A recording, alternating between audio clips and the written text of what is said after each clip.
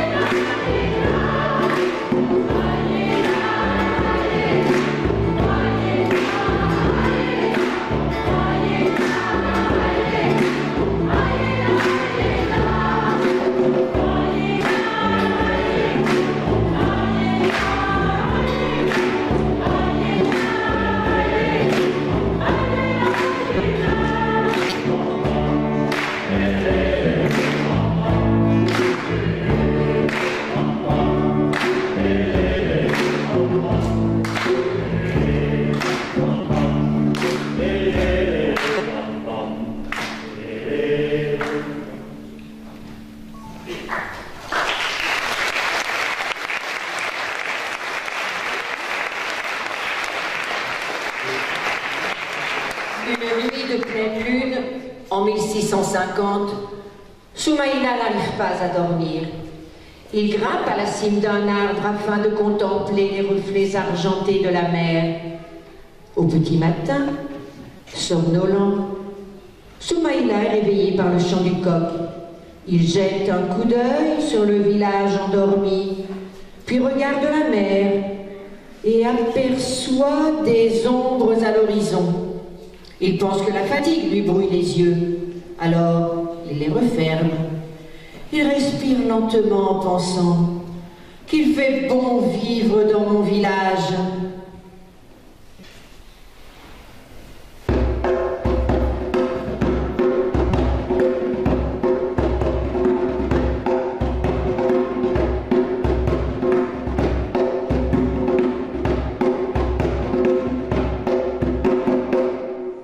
Soudain, des cris se font entendre. Soumaïla sursaute, découvre de gros bateaux près de la plage, où courent dans tous les sens des hommes étranges, bâton à la main. Soumaïla est effrayé. Il voit sa famille et ses amis piégés dans des filets, ressemblant à ceux qu'ils utilisent pour la pêche. Il descend précipitamment et court à toutes jambes pour prévenir le village voisin. À peine le temps de croiser un visage blanc, un objet lourd s'abat sur son crâne.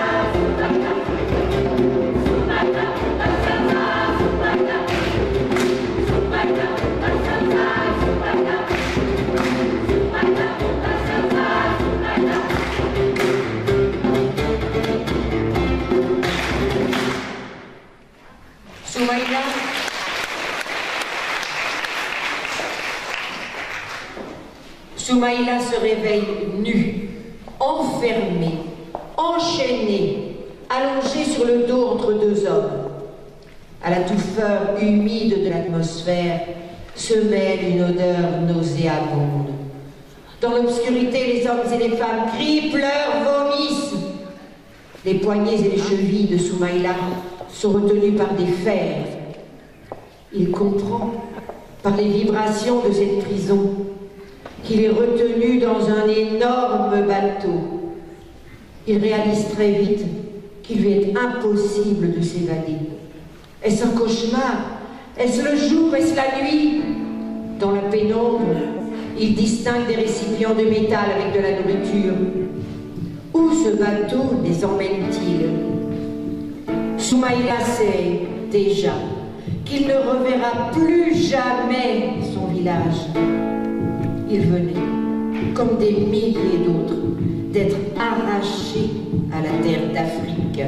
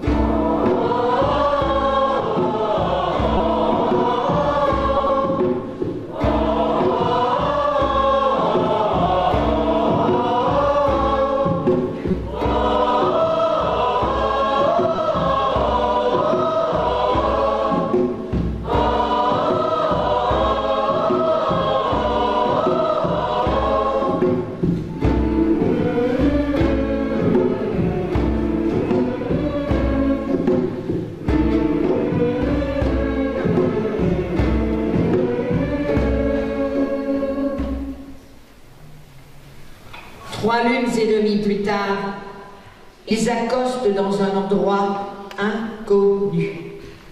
Des hommes vêtus de beaux vêtements regardent les captifs avec dégoût.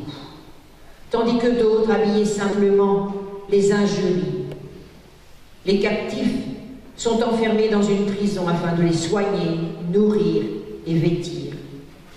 Dans un endroit de plein air où se tient une foule bruyante, ils sont dénudés, humiliés, traités comme des animaux et tous vendus aux enchères.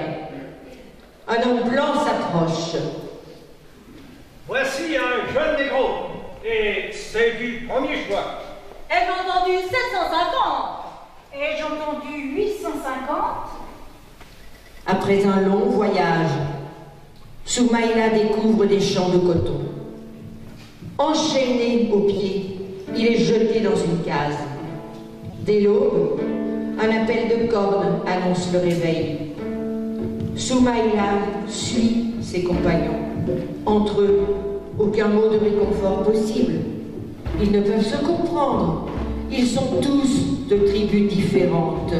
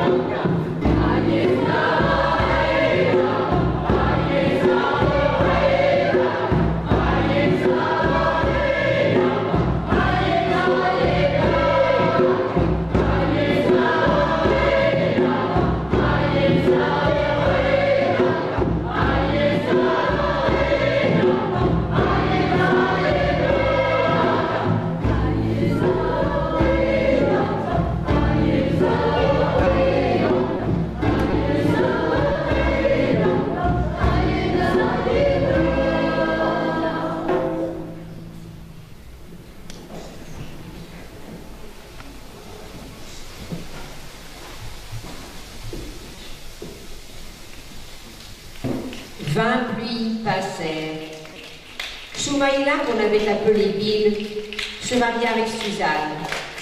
Ils eurent 2 enfants, Ben et Green. Ben maria Sof eut 4 enfants. Leur aînée Marie enfanta Nina, qui enfanta Kitty, qui enfanta Bobby.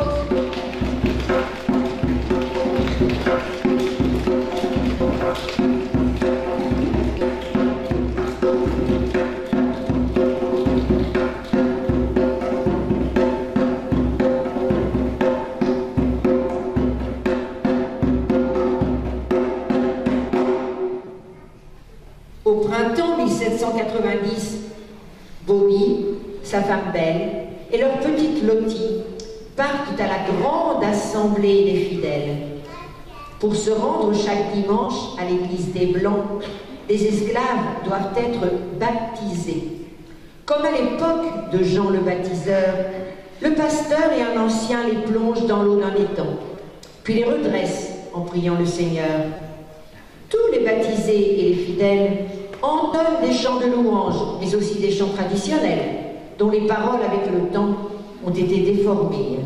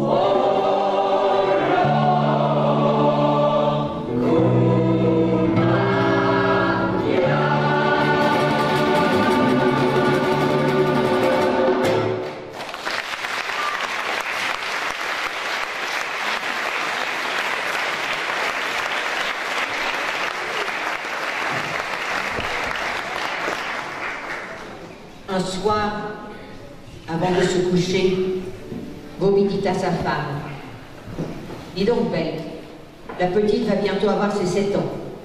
Et tu sais qu'à cet âge-là, les petits commencent à travailler dans les champs. Faudra qu'elle se lève avec nous à la pointe du jour. Elle s'arrêtera tard le soir. Elle t'aidera aussi à préparer les repas du midi et du soir. Dans les champs de coton, faudra qu'elle se taise. Seulement, quand elle entendra la mélodie de Mama Suzy, elle pourra chanter avec elle pour se donner du courage. Mama Suzy, elle sait s'y faire avec notre maître. Elle craint personne. Sacrée Mama.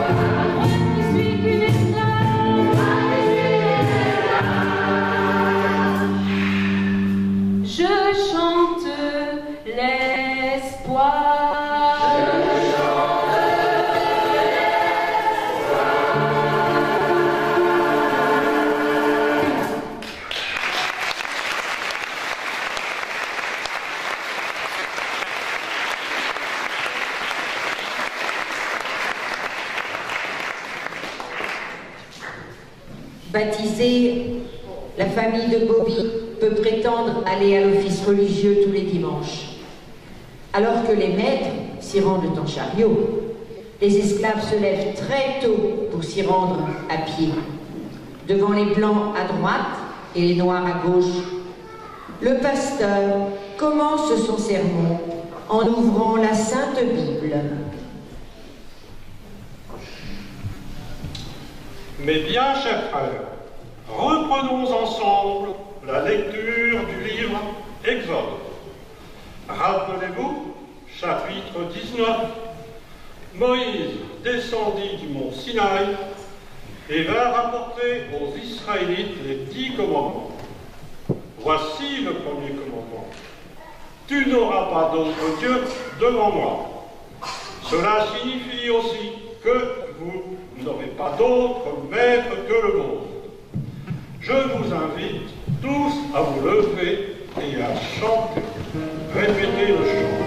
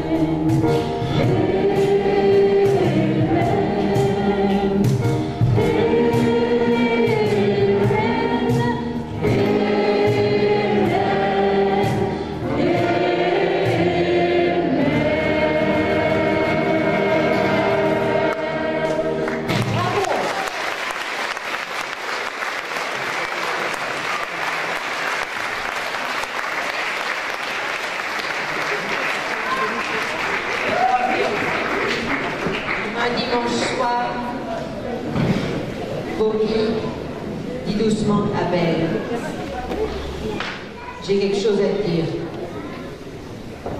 Du fond d'une malle, il sort un journal tout abîmé et le présente à Belle en lui disant « Je sais un peu lire, mais que le maître l'apprenne et il me vend aussitôt. » Qui t'a appris? Ça remonte à quand j'étais petit. On jouait au instituteur avec les enfants de la maîtresse. Belle, ébahie, songe que Bobby pourra apprendre à leur fille Lottie. Quel bonheur! Elle pourra lire la Bible.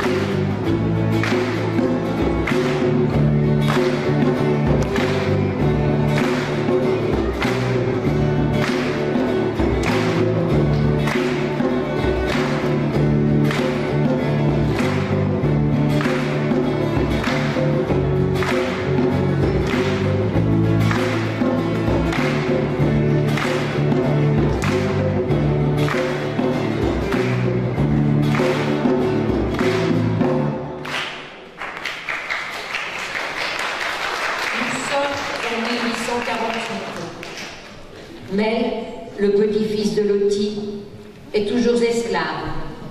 Il a 20 ans et travaille comme palefrenier chez la famille Johnson. Un matin, M. Johnson reçoit une lettre de sa sœur, Madame Told. Son cocher vient de mourir. M. Johnson accepterait-il de lui vendre Mel? Muni d'un laissez-passer d'une bulle, Mel se met en route. Il est accueilli chez les Told.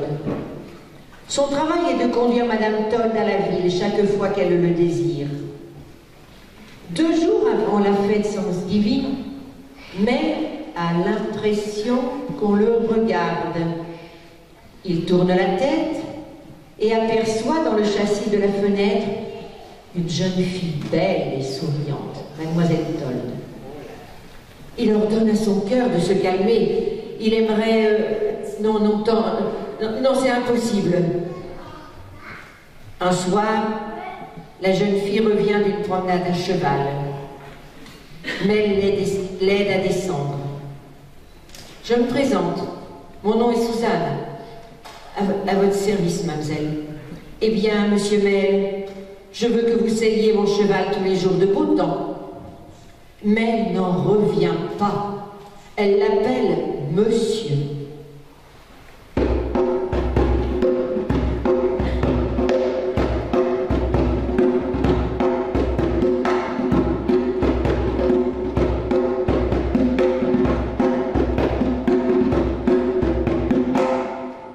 Un jour, en descendant de cheval, Susanna embrasse Mel. C'est la première fois qu'il étreinte une femme.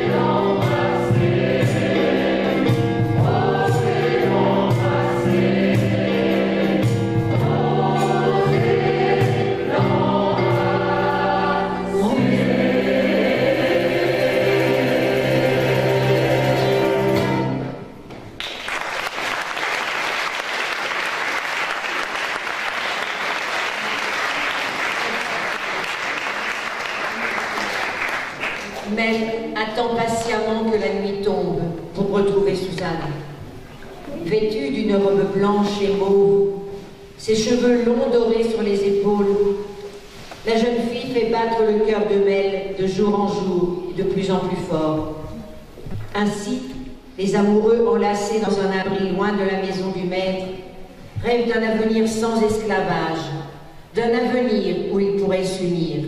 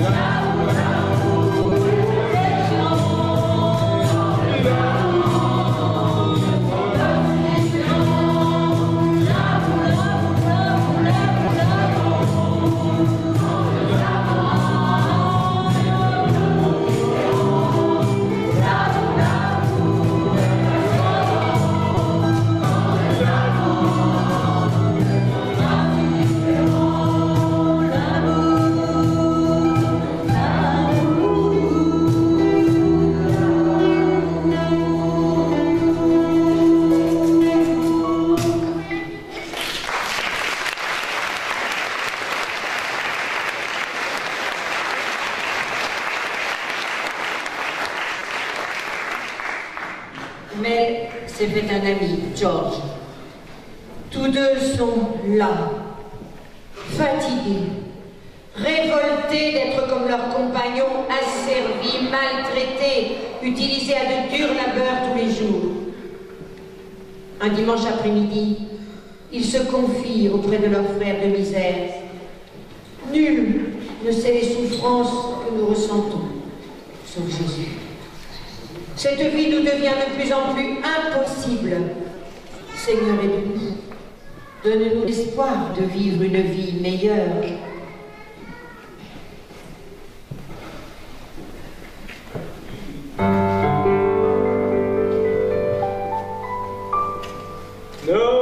Nobody knows my trouble I see.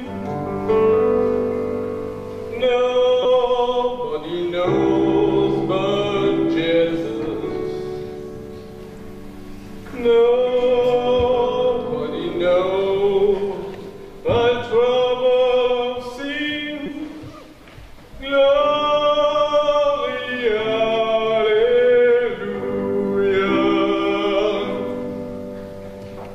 Nobody knows.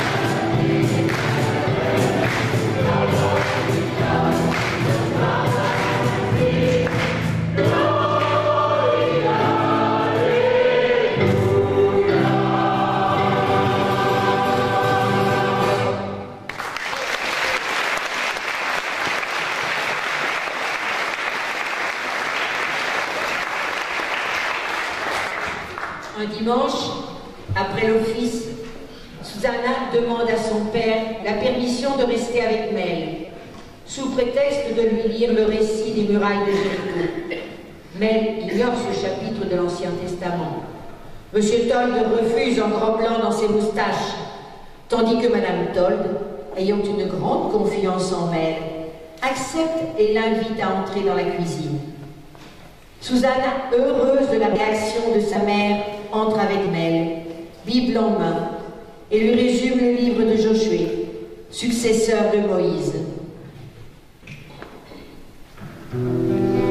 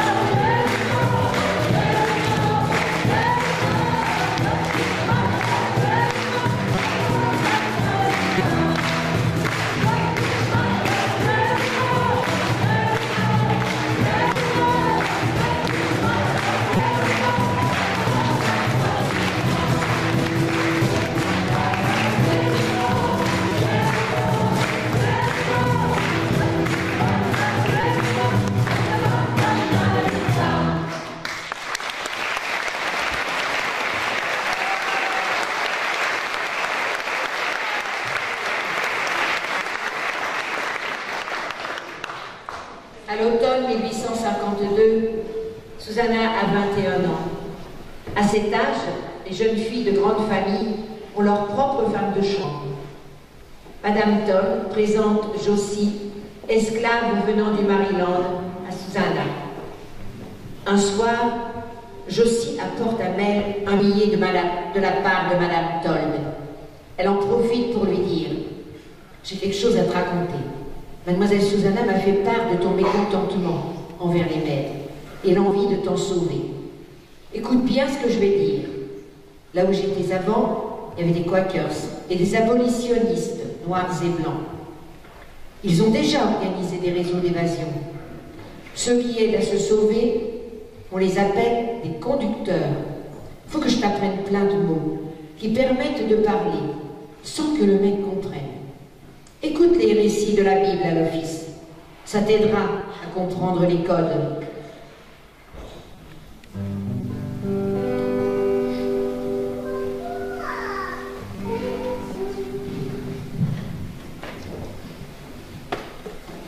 Sweet love, sweet chariot, coming for to carry me home. Sweet oh, sweet chariot, coming for to carry me home.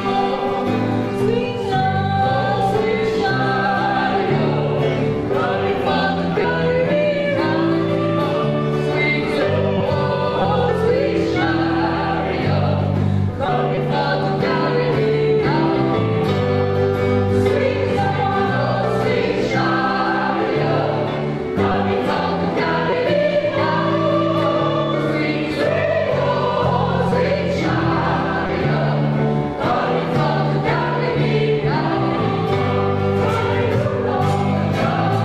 What did I see?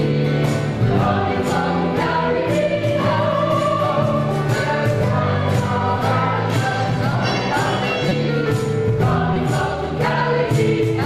Sweet oh, sweet chariot,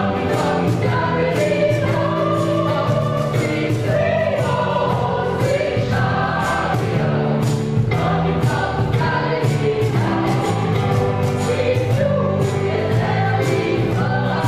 carry me home.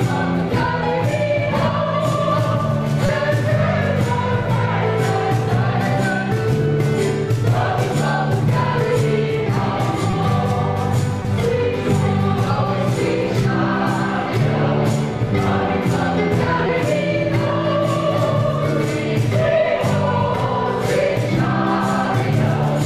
coming for to carry me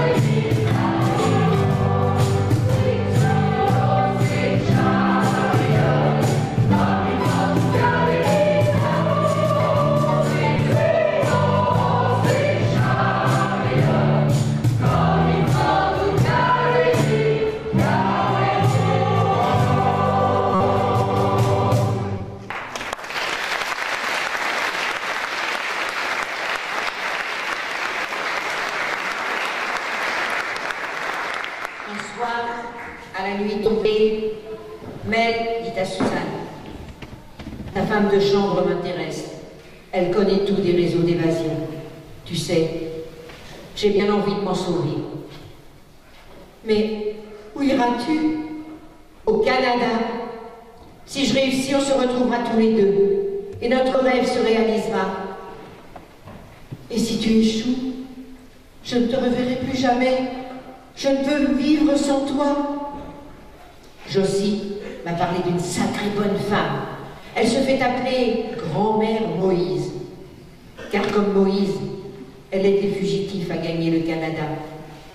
Il paraît qu'elle réussit toujours ses évasions. Elle est très maligne et astucieuse. Parfois, elle se déguise et joue la comédie. Elle a plus d'un tour dans son sac.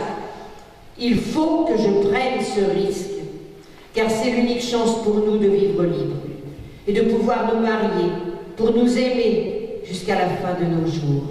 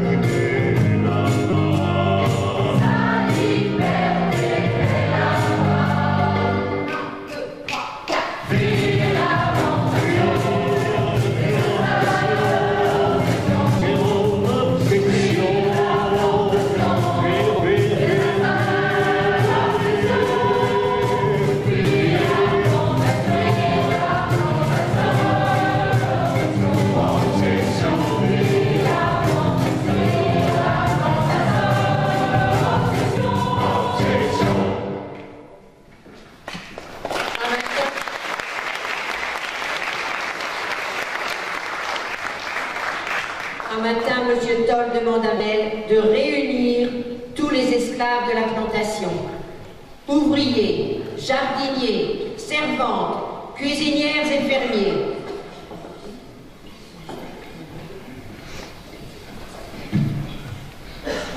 Il y a quelques jours, pas loin d'ici, des Noirs ont massacré les Blancs. Et ils ont incendié plusieurs plantations. N'essayez pas d'en faire autant et écoutez bien ce que j'ai à vous dire.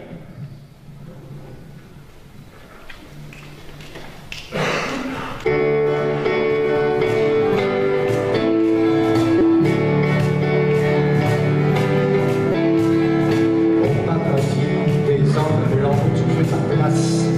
Et pour pouvoir être choisi, tu dois faire face. Ma bonne traite de la besogne, c'est à ta hauteur. Maître d'une plantation n'est pas de ton ressort.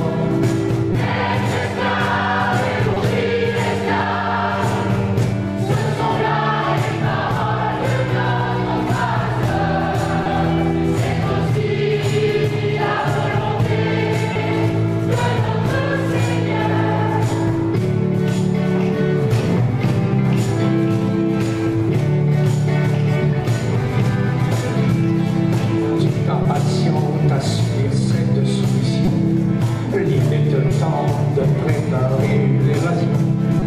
Des nuits de fond sans cesse, sans aucune arme de guerre. Tes frères ne te suivront pas dans cette galère.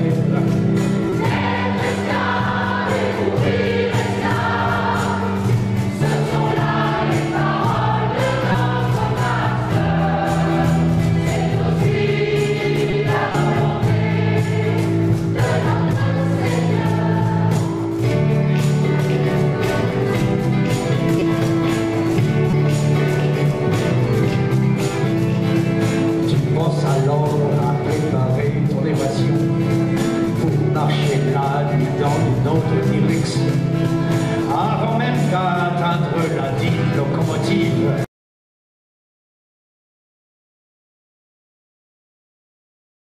Tu seras pendu jusqu'à ce que mort s'en suive.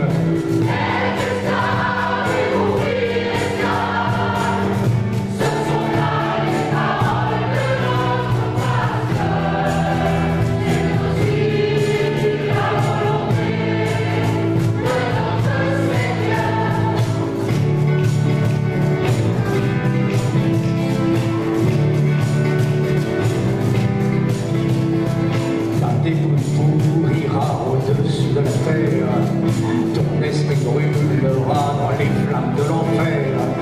Telle est la volonté du Seigneur Tout-Puissant. Repens-toi vite et prie jusqu'à la fin des temps.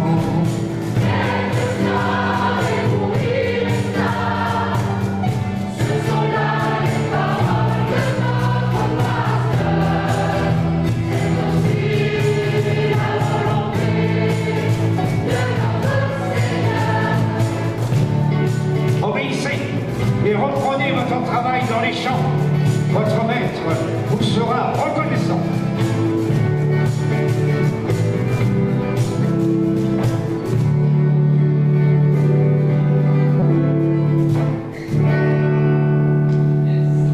Dans la plantation voisine, une révolte vient d'éclater.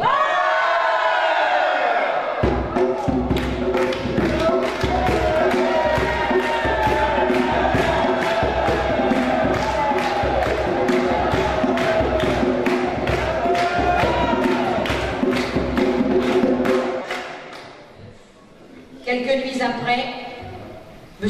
Toll, armé de son fusil, sort furieux de sa maison. Sortez, sale, sortez! Et videz-moi les cases! Videz-moi toutes les cases! Et demain, dimanche, je vous ordonne d'aller écouter le sermon du pasteur et de prier toute la journée. Gloire au Seigneur! Alléluia!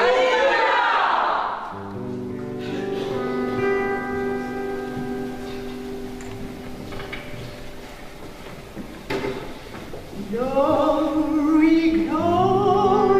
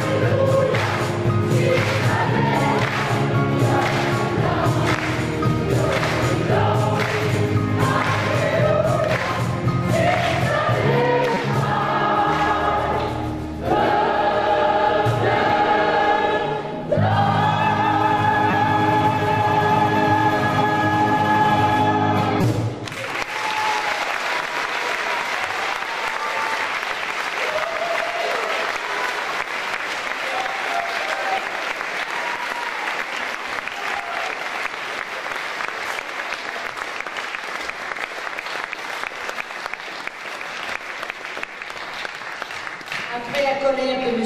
Toll, un matin, l'un manque à l'appel. Josie comprend que Mel s'est évadée. Les esclaves commencent à chercher avant de prévenir le maître. Josie, rejoignant sa maîtresse, prévient M. Toll. On ne trouve pas Mel. Il doit dormir dans un coin. Je lui donne jusqu'à ce soir. Après, je lâche les chiens. Mel est déjà très loin, ne se déplaçant que la nuit pour éviter les chasseurs d'esclaves. Lors de son premier arrêt, le conducteur l'accueille et lui donne du travail comme s'il était un esclave de la maison. Puis, il repart quelques jours plus tard en reprenant ses déplacements de nuit. Il arrive en Pennsylvanie, où il prend contact avec la grand-mère Moïse, Harriet Tubman. Son mot de passe, une chanson.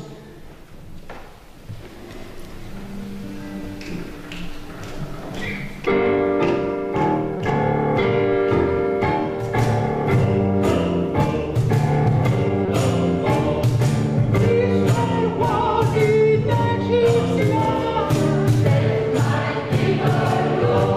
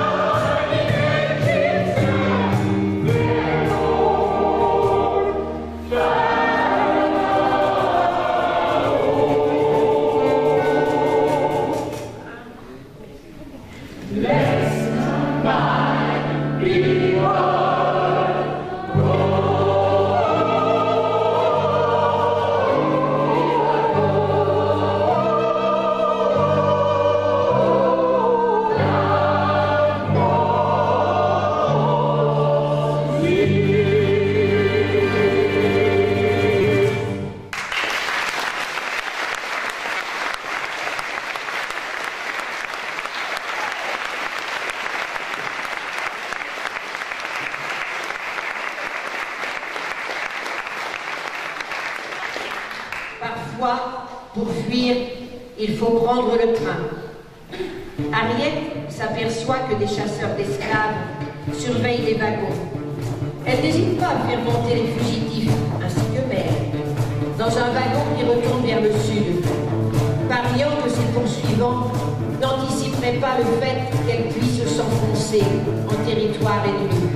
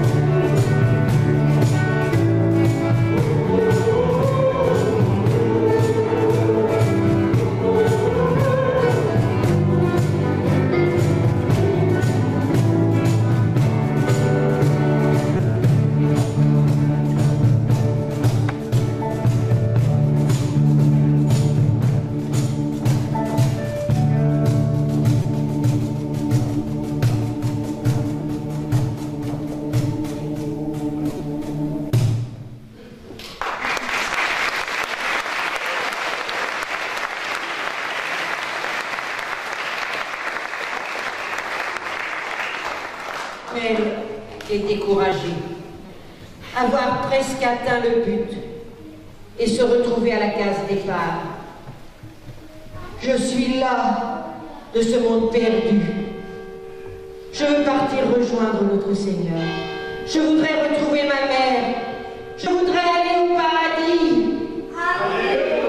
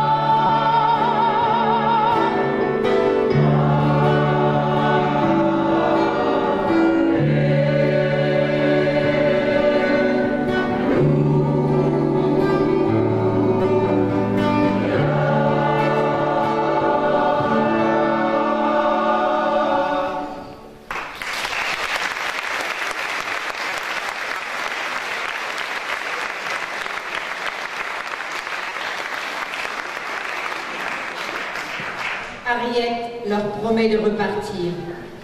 Il faut trouver un chemin plus sûr. Cela demande du temps. Des jours passent.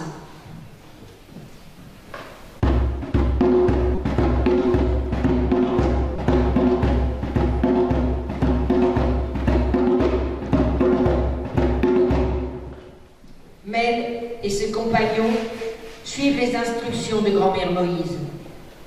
Ils arrivent de nouveau en Pennsylvanie. Mel en profite pour envoyer une lettre à Susanna. Chérie, je n'en peux plus. Je suis fatiguée, mais mes amis m'encouragent. Je pense à toi et à nos rêves. Je t'aime et t'aimerai jusqu'à ce que la mort nous sépare. Ton monsieur Mel.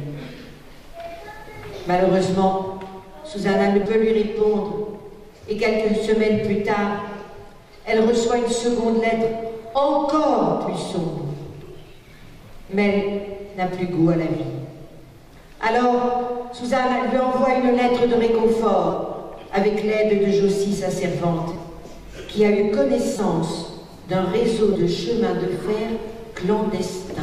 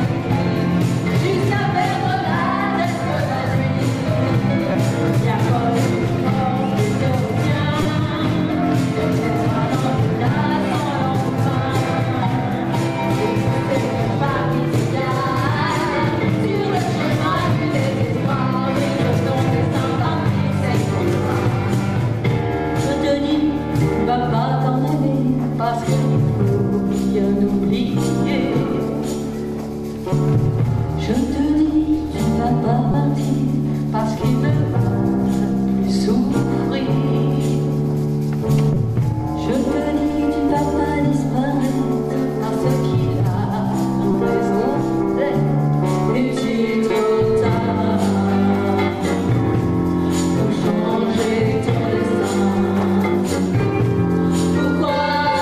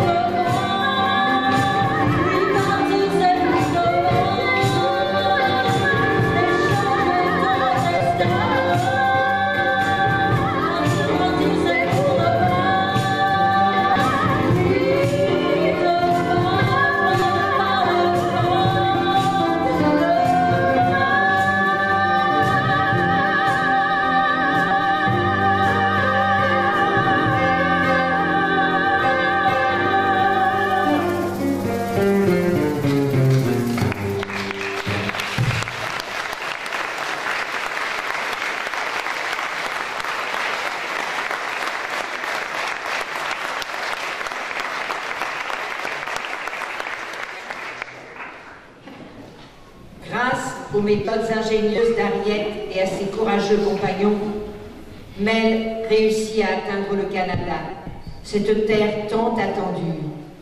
Il reprend aussitôt goût à la vie et se presse de faire parvenir une lettre à Susanna. « Je suis libre, enfin libre! Quel bonheur de pouvoir se projeter dans un avenir meilleur où noirs et blancs seront ressemblants. »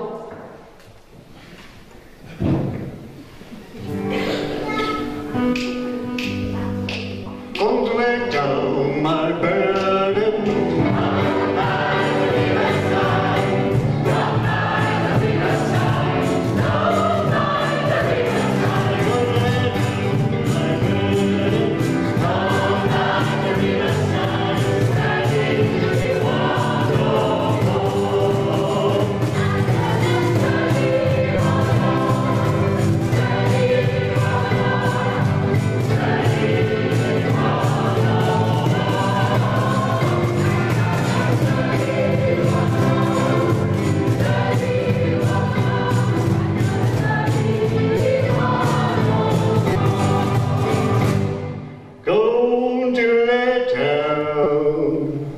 My sword and shield.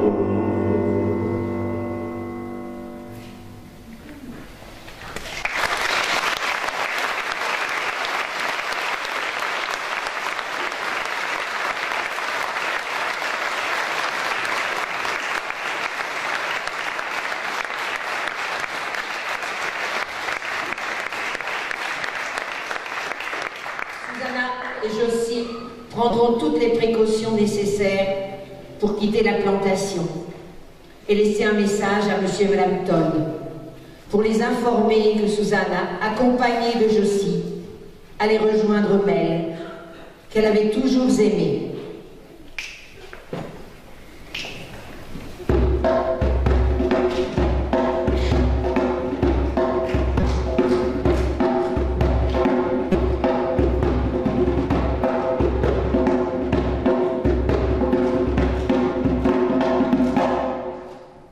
années plus tard, le président Abraham Lincoln abolira l'esclavage sur tout le territoire. La guerre de sécession éclatera en 1861. Les Negro Spirituals ont aidé ce peuple noir à garder espoir.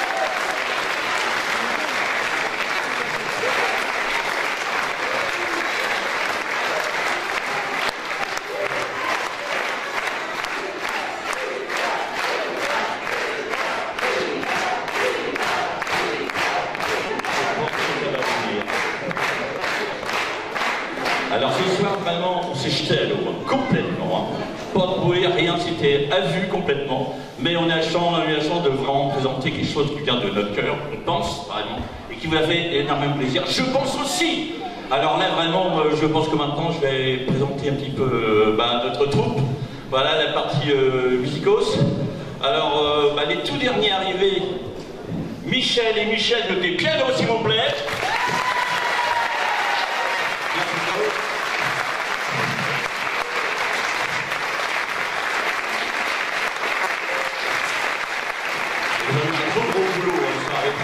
Très gros boulot. Merci Michel et tous les deux. En plus, moi, c'est à peu près quoi 2 mois que vous êtes avec nous? C'est quoi 15 jours que c'est votre prénom. Pardon. Alors après le parti de percussion, notre ami Franck.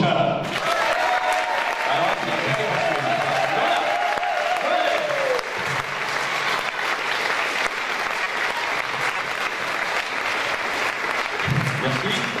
Nous allons continuer avec notre ami bassiste William.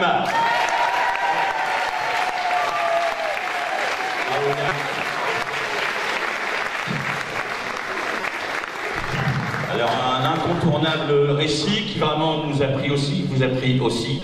Alors, soi-disant que l'on dit une voix off, moi je disais conteuse, voix off, je me disais on va se trouver dans une poulaillerie de basse-cour, voix off, vous faites rappeur poule, voix off, bon d'accord. C'est pas bon, très mauvais, merci. C'était le coup de soirée, je pense. Alors bien sûr, je veux parler de Annie.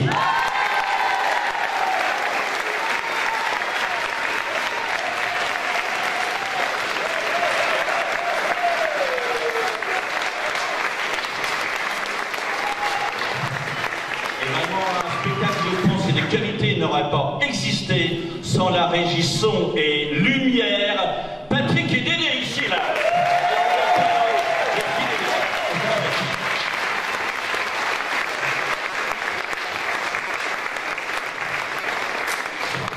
Il ne pourrait pas y avoir bien sûr un groupe comme celui-ci qui quand même a poussé très très dur grâce à un excellent chef de chœur qui a vraiment tout combiné de A à Z, Isabeau.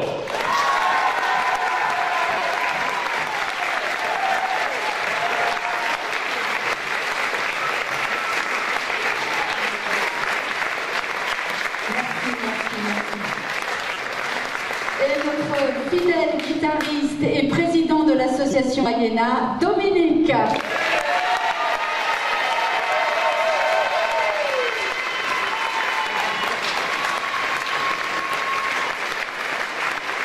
petit medley pour terminer la soirée. Et c'est reparti.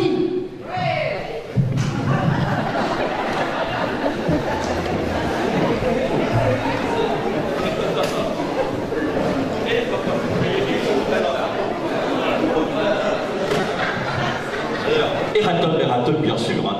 Zabo l'a fait au tout début. D'abord, bien sûr, je remercie la commune d'Allouville-Bellefosse qui nous a fait vraiment tout le service possible pour nous accueillir très bien. Merci à notre maire Didier Terrier et particulièrement pour le temps qu'il nous a fait. Merci Didier. Merci beaucoup. Merci Didier. La présence des élus, c'était un tour de commerce. On est très honoré de vous avoir. Tous les élus qui sont ici, on est très très contents. On remercie ici la paroisse Guisto, le Père Massé qui vraiment très gentiment nous a mis tout à disposition, ainsi que le secrétariat, Marilyn qui jouait de loin, et Marilyn, et ma Christine. Au revoir ma Christine. Bon, voilà, vraiment, merci tout le monde, vous les applaudir, merci beaucoup.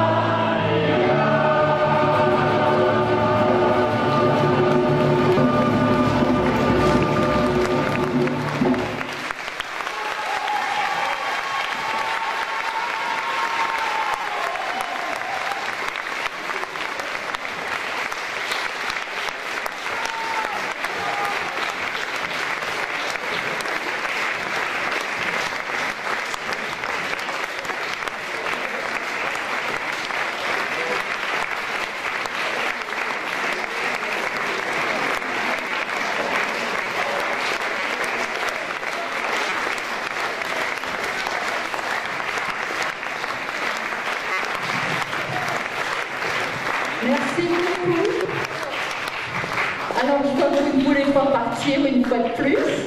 Donc, en fait, vous voulez que je vous fasse chanter. C'est ça. Alors, je vais vous faire chanter Kumbaya, puisque c'est relativement simple.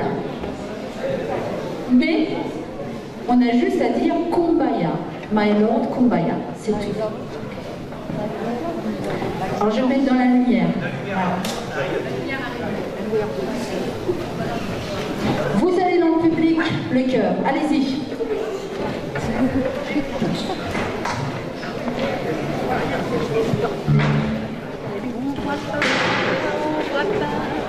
On voit pas.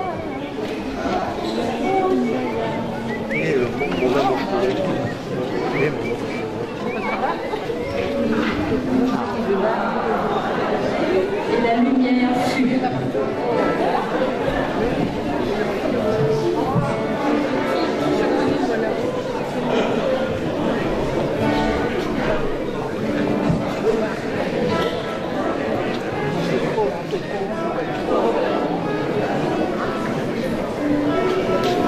Alors surtout ne vous pressez pas, nous avons toute la soirée.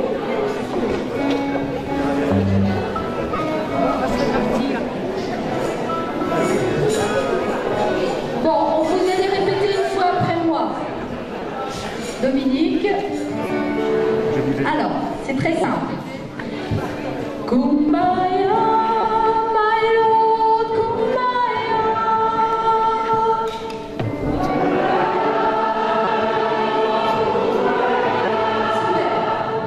Kumbaya, my Lord, Kumbaya. Kumbaya.